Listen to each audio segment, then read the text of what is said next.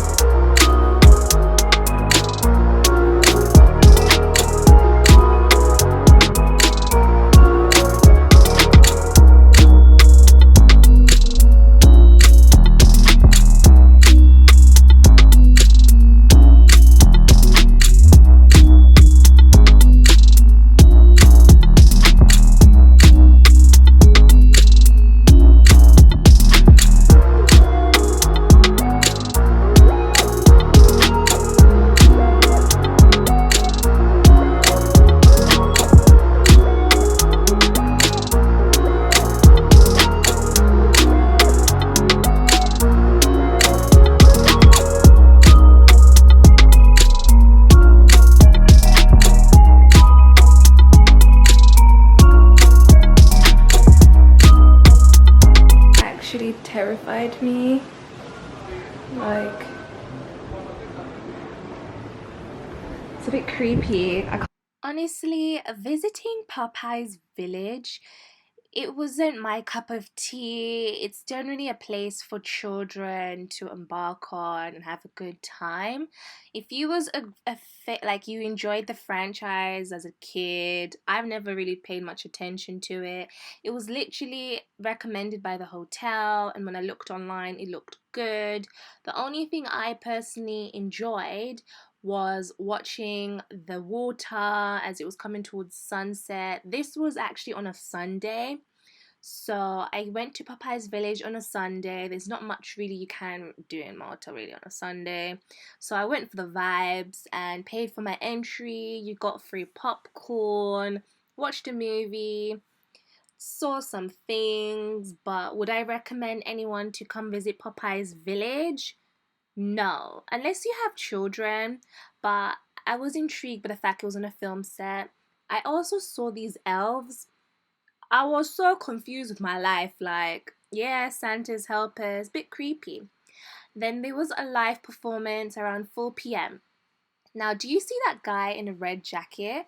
Remember when I said that Maltese men do the absolute most? This man was obsessed with me. He kept trying to talk to me, and I'm just looking at him like, sir, you're on job. But take a bow, sir, take your bow, because you was doing the absolute most. But they were really friendly people, nonetheless. And that means that we have reached our destination. Ladies and gentlemen, it's very important that not to forget anything on this coach. The reason is that this bus is not coming with us to Gozo. All right, it's very important. Second of all, obviously follow me, so like that we will board the ferry. Now, given the fact that we are here, the ferry trip will take between 20 to 40 minutes, because as you can see the sea is quite rough. So we're going from behind Comino, which is a longer way, nicer as well for you.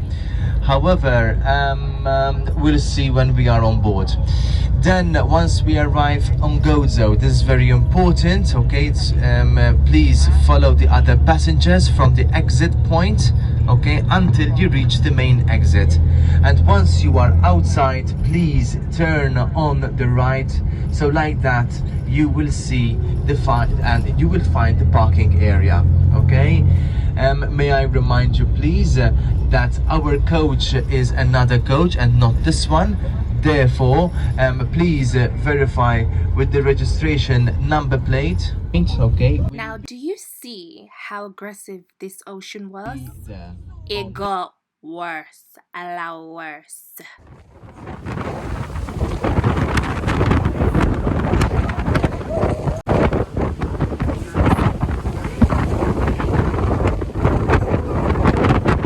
So after that strong turbulence of winds, we've made it to Gozo.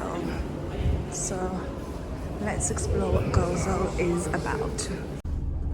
You can see therefore more than the half of the island of Malta right exactly in front of you. We're very lucky because we just escaped the rain. Can you see that cloud on Malta? Good, as long as it doesn't rain here in Gozo, that would be great.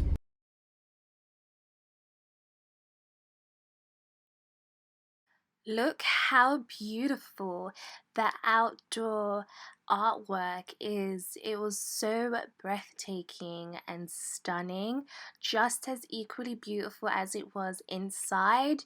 It was so great to see so many different religions, cultures, all be in one place of worship and just being civil. It was truly a beautiful experience. So we stopped over to try some freshly produced cheese, meats, olive oils, wines, and it was so good, like so good and so fresh. If I didn't have a hand luggage, boy. Now let me tell you about this story, how I almost died. Look at the little cracks and crivels and all the little water thing there. So this was actually the best part of visiting Gozo, but you have to be extremely careful. And our tour guide told us that there have been incidents, like if you see right there in the middle, right, you see right there where I zoomed in, I risked my life for, you see how far I am?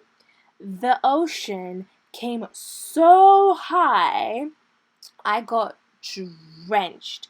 We were soaked, and I will insert an image of how the ocean, like how big it went. Mother Nature fully chose violence today. The day when I go out, you picked violence. You picked violence. Oh my God.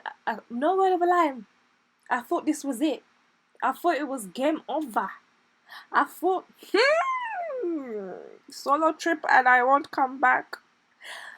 But I did, and I was very cold after.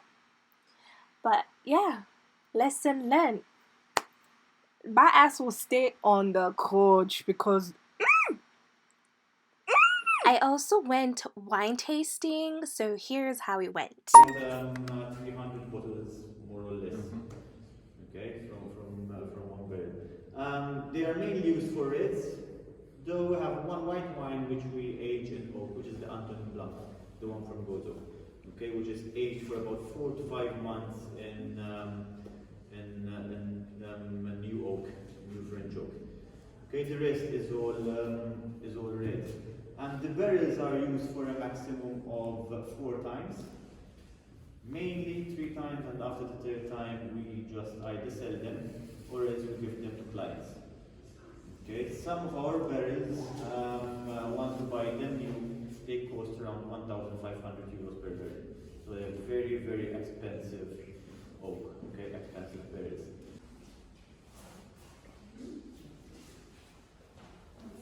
So as I said before, we as a company we produce a traditional method sparkling wine, like champagne style sparkling wine. Obviously we cannot call it champagne because it's not produced in France, it's not produced in the region of Champagne.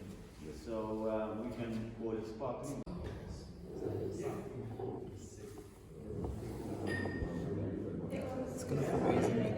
So I'm currently packing up my stuff because I went out to Gozo and literally I came back and I found snow. I found it in my room and now my sunglasses are nowhere to be found. So I now I took everything out of my bag to check to see if maybe I've misplaced my bag, but I had it here in the morning next to my book. They're like my reading glasses. And now I don't trust the hotel even though it was all great. So literally I'm just gonna pack up all my things, put a padlock, and then just go report it downstairs, because you guys saw from my other holiday when my charger got stolen, like this shit shouldn't slide. Like you come to people's rooms to clean, whether you put the sign or not, they still will come into your room. You don't expect something like your item to be stolen. I don't care if it's something big, something small, just don't steal from me. It's so it's disgusting.